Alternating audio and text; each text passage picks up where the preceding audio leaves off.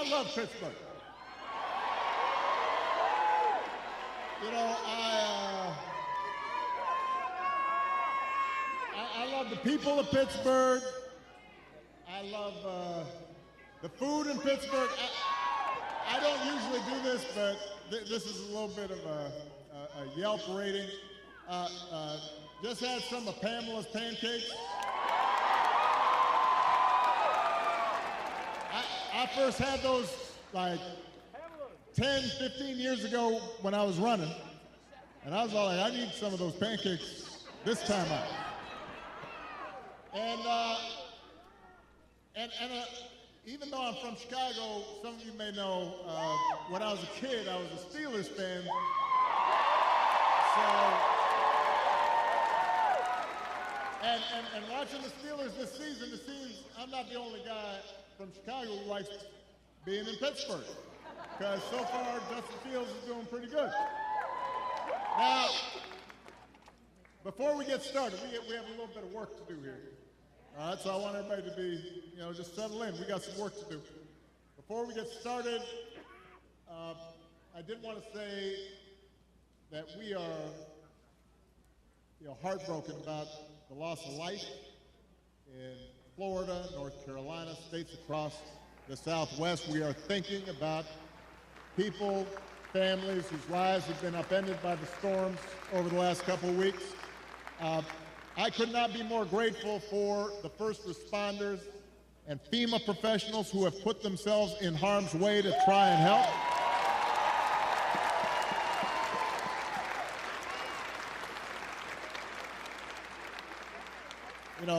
It's times like this when you realize having honest, competent leadership in government really matters. It makes a difference. And today I'm asking you to vote for some of those leaders, including some folks we need working with your outstanding governor, who you just heard from, Governor Josh Shapiro. We need them in Harrisburg.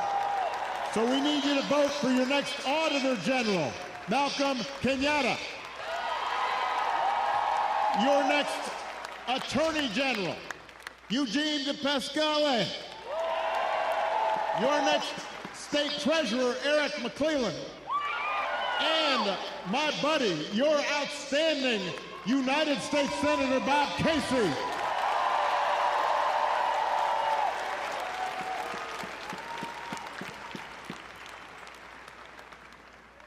Now here in Pennsylvania, there are 3 ways to vote. You can vote early, in person, at the county election office, or at a satellite office. You can also vote by mail. And if you need to figure out how to do that, just go to iwillvote.com PA to find a place to vote early or to request a ballot. And of course, you can vote at your polling place on Election Day, November 5th. But if you're at this rally, let's face it, you're probably voting unless you are 12. So you also have to help your friends and family make a plan to vote. And even if you're 12, you can do that. Talk to your mom and dad and aunts and uncles, because together we have a chance to choose a new generation of leadership in this country and start building a better and stronger and fairer and more hopeful America. Now, you've already heard tonight, this election is going to be tight, because there are a lot of Americans who are still struggling out there. They're still striving to make life better for themselves, for their families, and for their kids. And let's face it, as a country, we've been through a lot these last few years. We had a historic pandemic wreaking havoc on communities and businesses. Disruptions from the pandemic then caused prices to spike, and that put a strain on family budgets. And in many ways, it's felt like the aspirations of working people have taken a back seat to the priorities of the rich and the powerful. So I get it, why people are looking to shake things up. I mean, I am the hopey-changey guy. So I understand people feeling frustrated and feeling we can do better. What I cannot understand is why anybody would think that Donald Trump will shake things up in a way that is good for you, Pennsylvania. I don't understand that.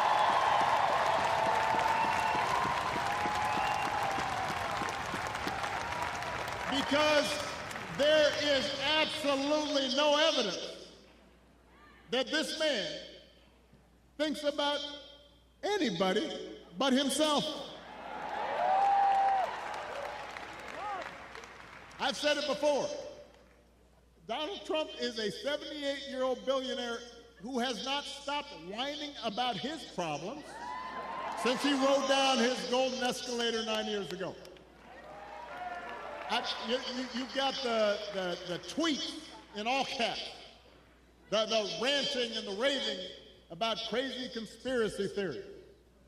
You got the 2-hour speeches, word salad, just, you know, it's like Fidel Castro, just on and on. Constant attempts to sell you stuff. Who does that? Selling you gold sneakers and a $100,000 watch and most recently a Trump Bible. You know, he wants you to buy the Word of God, Donald Trump edition. Got his name right there next to Matthew and Luke. I mean, you could not make this stuff up. If you saw it on Saturday Night Live, you'd say, well, no, that's going too far. No, he's doing that.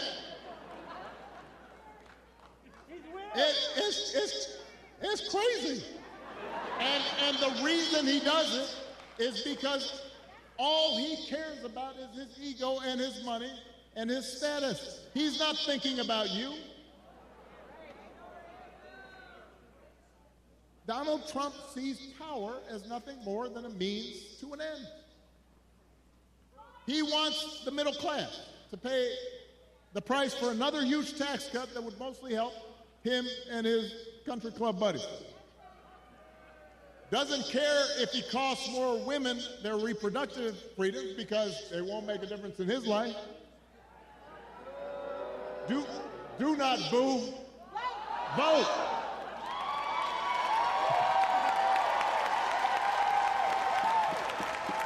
They can't hear your boos, but they can hear your votes.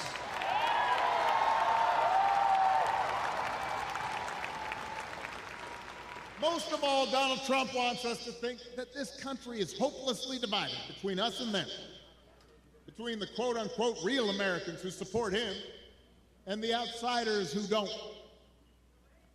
Because having people divided and angry, he figures boosts his chances of being elected.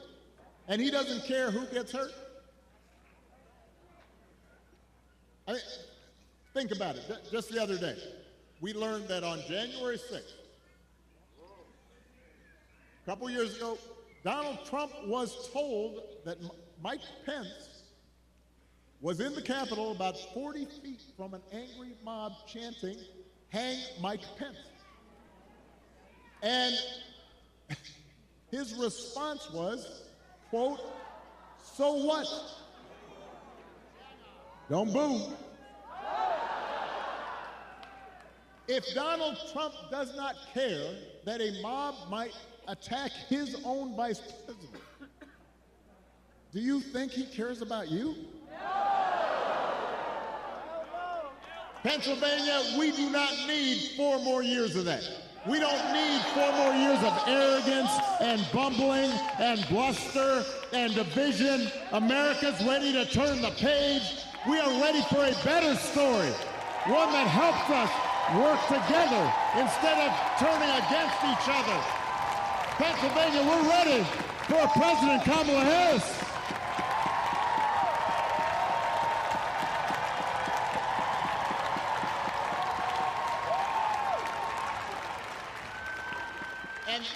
And the good news is Kamala Harris is ready to do the job. This is a leader who has spent her life fighting on behalf of people who need a voice and a change. Somebody who was raised in the middle class, who worked a summer job at McDonald's while she earned a degree, who believes in the values that built this country. Somebody who has served with distinction in every office that she has ever held. I think we probably had a fainting spell back there. So let's make space for the emergency folks. This happens sometimes. Everybody bend their knees a little bit. You've been standing for a while. You can dance if you want. I just suggest bend your knees. But she'll be okay. Kamala is as prepared for the job as any nominee for president has ever been. That's who Kamala is.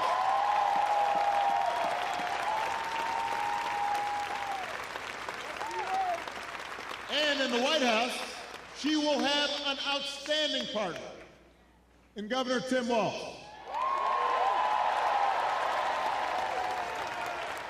Tim is a veteran.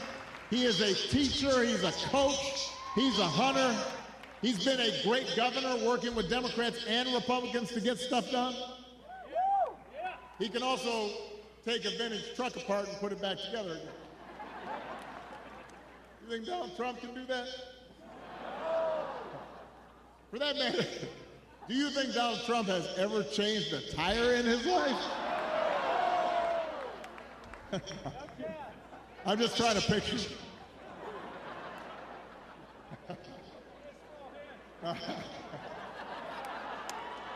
The point is, if you elect Kamala and Tim, they won't be focused on their problems, they'll be focused on yours.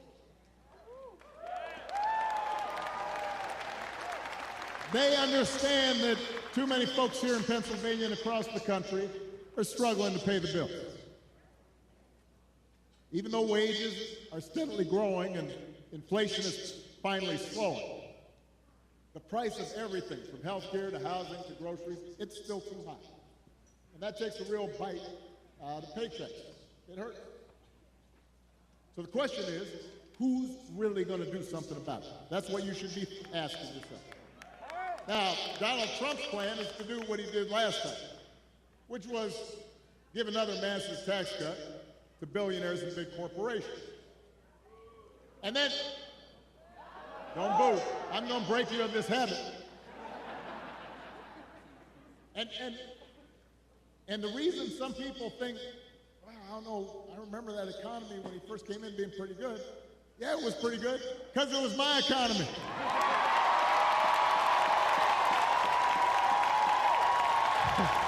We had had 75 straight months of job growth that I handed over to him.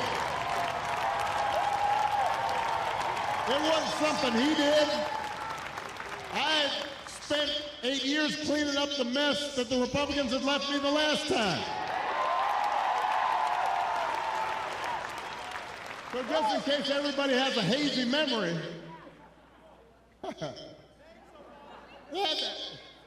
he didn't do nothing except those big tax cuts.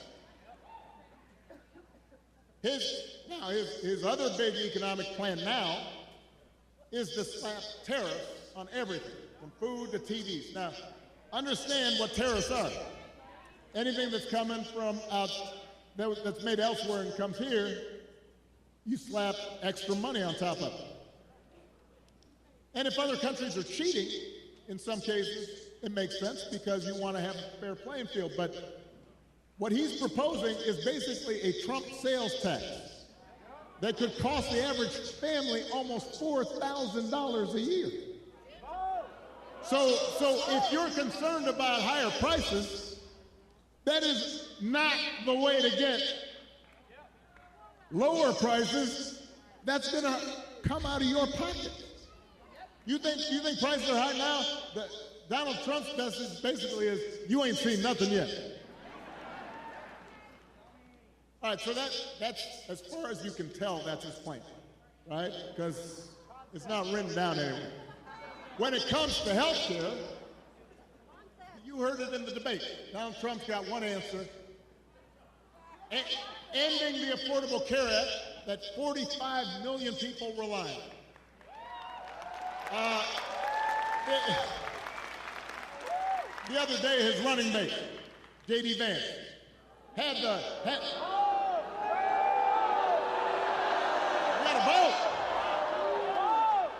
The other day, his running mate had the nerve to say, Donald Trump salvaged the Affordable Care Act.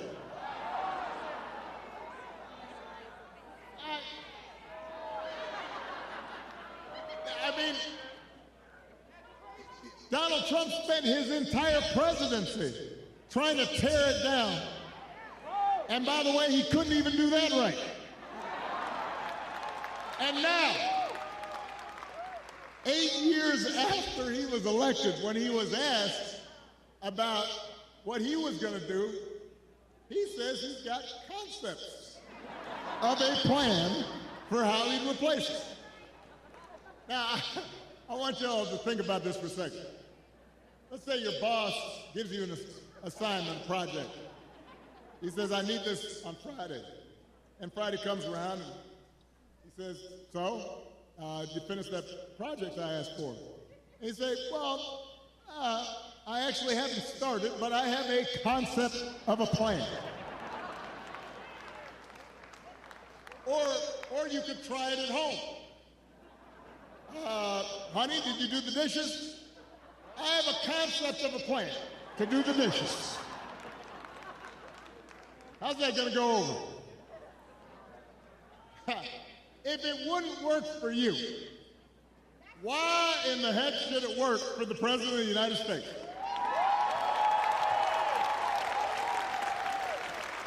But the good news is, Kamala Harris, she doesn't have concepts for a plan. She has an actual plan to make your life better.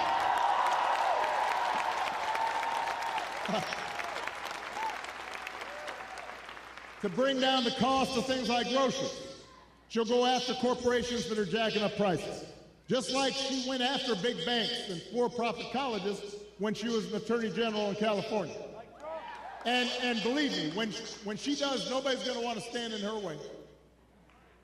I remember after the home mortgage crisis, Kamala pushed me and my administration harder than any other attorney general in the country to make sure homeowners got a fair settlement. It did not matter that she was pushing a Democratic administration. She was not going to let anybody stop her from winning as much relief as possible for the families who deserved it. And because of the work she did, those families got billions more than they would have otherwise got. That's the kind of president Kamala Harris will be.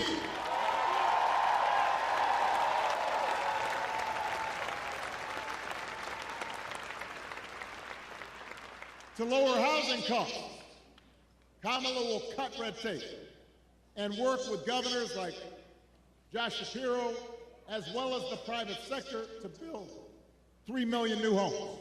And she'll give first-time home buyers up to $25,000 to help with the down payment. Plans, concrete plans. And for a lot of folks, that could be the difference between watching their dreams pass them by or finally owning a place of their own. To lower health care costs, Kamala already worked with Joe Biden to take on the drug companies and bring down the cost of insulin and hearing aids and more than 50 prescription drugs. And as president, she will never stop working to limit out-of-pocket costs and protect your care. That's who Kamala is.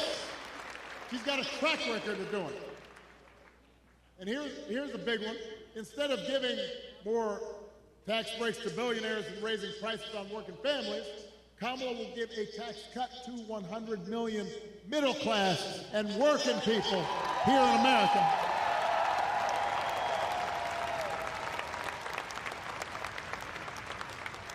So, if you're a new parent, you could qualify for a $6,000 tax credit during the first year of your child's life. Because I don't have to tell a lot of you, raising kids is hard. And she wants to make it easier to afford stuff like a crib or a car seat or diapers. I remember buying diapers. I remember the first time I went in the store, right after Malia was born. I was like, what? That's how much diapers cost? I remember changing diapers. You think Donald Trump ever changed a diaper?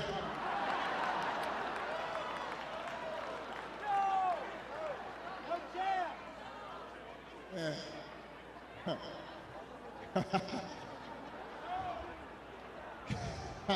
I almost said that, but I decided I shouldn't say it.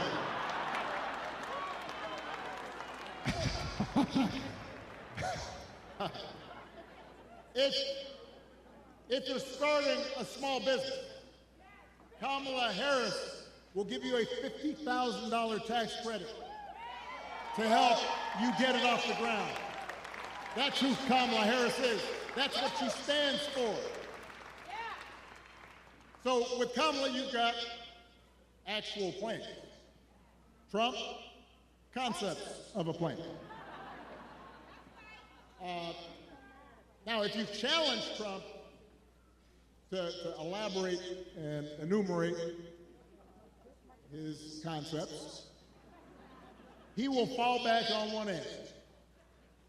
J.D. Vance does the same thing. Doesn't matter what the issue is, housing, health care, education, paying the bills. Their only answer is to blame immigrants. They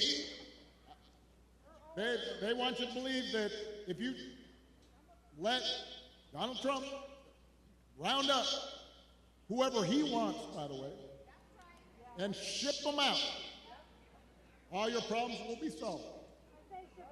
Now, we've got real issues at the border. We are a nation of laws and a nation of immigrants. We have to make sure it's fair. There are communities at the border that can be overrun. We've got to actually solve a problem. But when I hear Donald Trump talking, I've got one question. As I recall, Donald Trump was president for 4 years. And if rounding up and deporting millions of desperate people and building the beautiful wall, and didn't matter whether some of those folks you rounded up were women and children, if that's the answer to everything, well, why didn't you solve the problem? Why were the number of immigrants basically the same when you left office as when you took office? I'll tell you why. Because he didn't have a real plan. He had talking points. He had concepts of a plan. And the plan was mean and ugly. And it was designed to enhance his politics and make people angry, not to solve the problem. You know what would actually help bring order to the border and fix our immigration system? The bipartisan deal that Kamala Harris supported, even though it was written by one of the most conservative Republicans in Congress, the same bill that Donald Trump tanked on purpose because he thinks fear-mongering is how he's going to win this election. He told Republicans, even the ones who had originally supported, don't vote for it, because he doesn't want the problem solved. We don't need a president who will make problems worse just to make his own political circumstances better.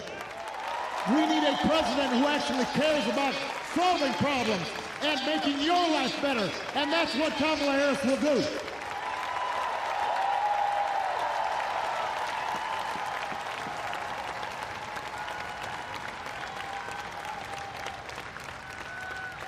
And to help her do it, she will need a Senate full of serious public service like Bob Casey.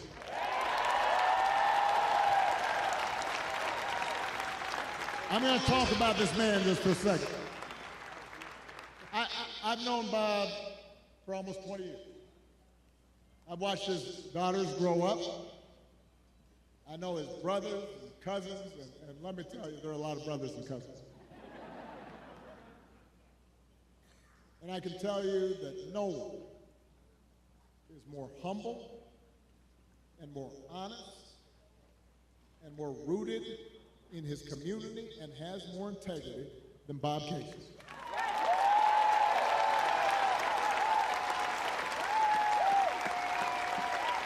You know, in Washington,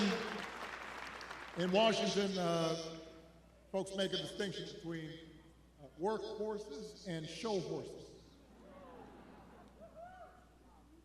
And Bob Casey, he's not a show pony. All the guy cares about is doing the job and looking after you, the people he was elected to serve. That's the kind of person we need to send back to Washington. That's the kind of person who's going to help Kamala get stuff done. Folks who share our values and will do what they can to move this country forward rather than backward. That's who Bob Casey is.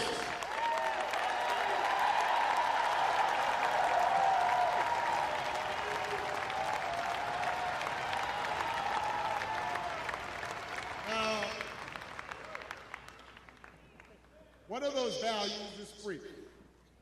And during election time, there are a lot of flags and there's a lot of talk about freedom. So let me talk about that just for a second. Because I don't think we've ever had an election with candidates who understand freedom more differently.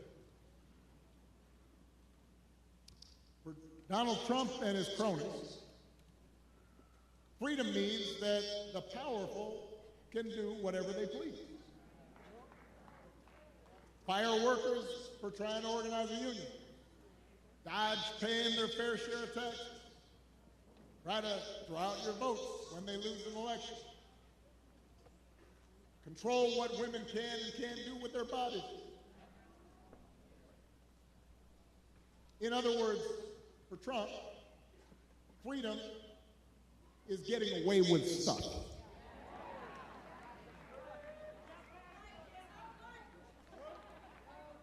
It's like he said in the middle of the pandemic. I don't take any responsibility at all. People were dying. I don't take any responsibility at all. Not sure any other president has ever uttered that statement. We have a broader idea of freedom. We believe in the freedom to provide for our families if we're willing to work. The freedom to breathe clean air and drink clean water and send our kids to school without worrying if they come home. We believe that true freedom gives each of us the right to make decisions about our own life, how we worship, who we marry, what our family looks like.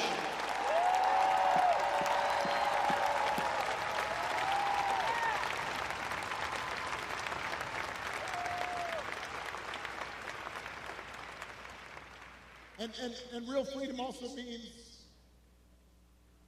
that we're going to disagree on how each of us should live our lives. And we have to respect other people's views on these issues. You know, I've always said there are good people of conscience on both sides of the abortion divide. I respect anyone whose faith tells them that it isn't something they support.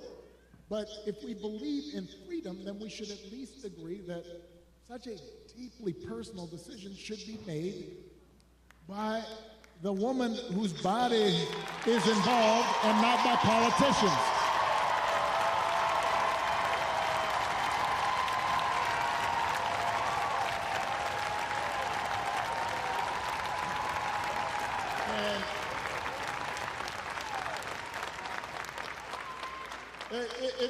It has been fascinating to watch Donald Trump just tie himself into a pretzel on this issue.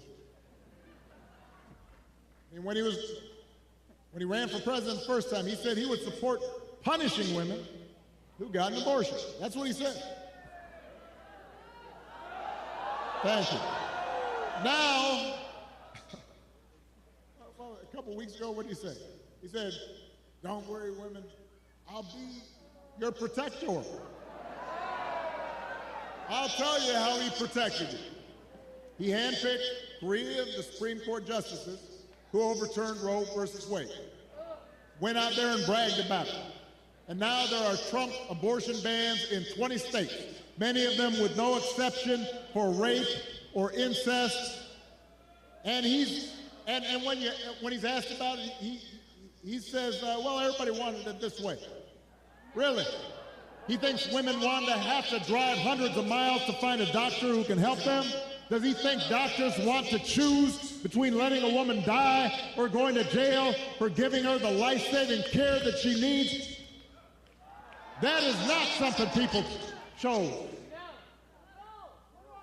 Now, Donald Trump may be confused about that issue, but let's not be confused. Let's be clear about what's at stake here. If you send Bob Casey back to the Senate, he'll vote to restore reproductive freedom that women had for nearly 50 years, and if Congress passes that bill, Kamala Harris will sign it into law.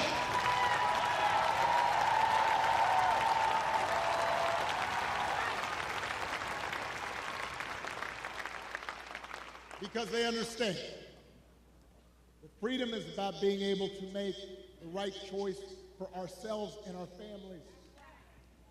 It's about recognizing that other people have the freedom to make their own choices, even if they're different from ours. And it's an example of how,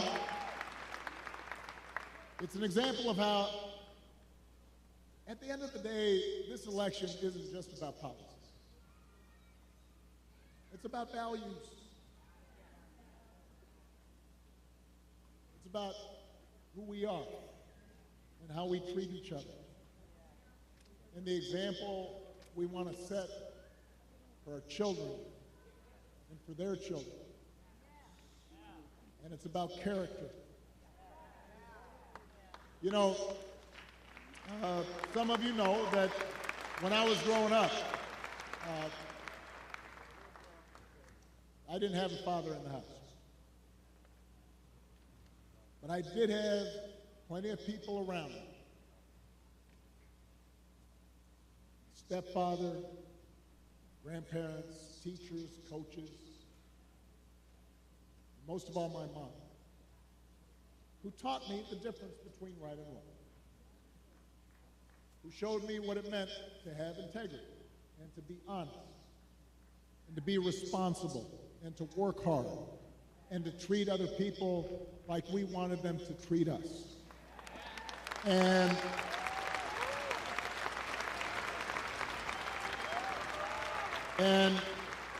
I had a bunch of role models out there who helped raise me to become a man, and I made mistakes, and sometimes I didn't live up to those values that had been taught the way I should have, and I was checked and I was corrected, and I internalized those values, and I tried to live up to them. And I suspect most of you grew up the same way. And you know, that process of trying to live out your best self, trying to live out your values, that doesn't stop after the age of 20 or 21. It keeps going, and as I got older, I continued to benefit from friends like Bob Casey and Josh Shapiro and others who would reinforce those values and who I didn't want to disappoint. And obviously, my wife. And my daughters, you know, who I want to make sure, Malia and Sasha are watching. I want to make sure that I don't disappoint them, and that I'm passing on these values to them. You know, and here in Pittsburgh, I'm thinking about another example. Somebody who was a dear friend of mine and who's passed away now, Dan Room, who, you know, here was a guy who won 6 Super Bowls, 8 AFC championships, had enormous wealth and power. But I remember walking around, I guess it was Heinz Field by that time. I'm old enough to remember Three Rivers Stadium. Now I know it's something else. But Dan knew the name of every single person in the Steelers organization. You know, we'd pass by a custodian and he'd say, "Hey, Jimmy, how you doing? How's the family?" All the front office staff, he cared about them. He used his influence to get more black and brown head coaches hired in the NFL. He gave back to his community. He was known for his integrity. He helped support the peace process in Northern Ireland, became my ambassador to Ireland, and continued to help encourage people who were so far apart to come together. He had character. That's what I think about so much these days, because it's so different from what we see out of the Republican nominee. And it's been one of the most disturbing aspects of this election season about Trump's rise in politics, is how we seem to have set aside the values that people like Dan stood for and Bob stood for and that I was taught, and those didn't used to be Republican Democratic values. I mean, it used to be we'd have arguments about tax policy or foreign policy, but we didn't have arguments about whether you should tell the truth or not. We didn't make excuses for people who just violated basic norms of treating people fairly and with respect.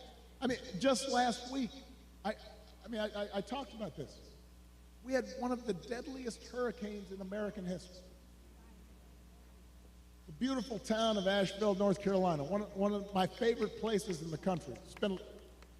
Spent time there, amazing people. Devastated. Hundreds of people killed.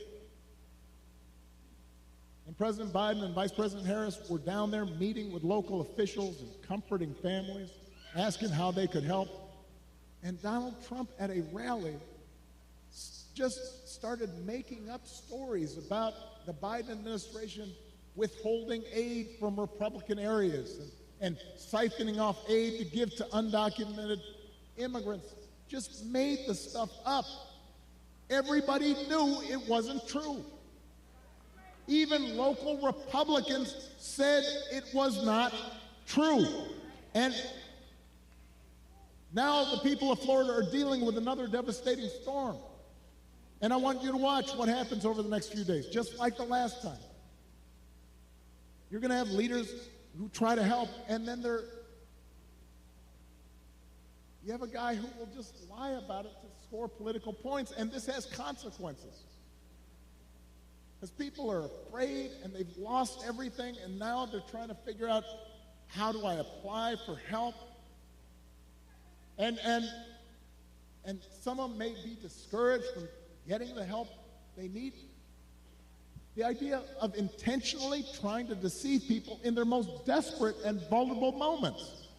And my question is, when did that become okay? I'm not looking for applause right now. I want to ask Republicans out there, you know, people who are conservative, who didn't vote for me, who didn't agree with me. I had friends who disagreed with me on every issue. When did that become okay? Why would we go along with that? I mean, if your coworkers acted like that, they wouldn't be your coworkers very long. If you're in business and somebody you're doing business with just outright lies and manipulates, you stop doing business with them. Even if you had a family member who acted like that, you might still love them, but you tell them you've got a problem. And you wouldn't put them in charge of anything. And yet, when Donald Trump lies or cheats or shows utter disregard for our Constitution, when he calls POWs losers or fellow citizens vermin, people make excuses for it. They think it's okay. They think, well, at least he's owning the libs. He's really sticking it to them. It's okay as long as our side wins. And by the way, I'm sorry, gentlemen, I've noticed this especially with some men who seem to think Trump's behavior, the bullying and the putting people down, is a sign of strength. And I am here to tell you that is not what real strength is. It never has been. Real strength is about working hard and carrying a heavy load without complaining. Real strength is about taking responsibility for your actions and telling the truth even when it's inconvenient. Real strength is about helping people who need it and standing up for those who can't always stand up for themselves. That is what we should want for our daughters and for our sons, and that is what I want to see in a president of the United States of America.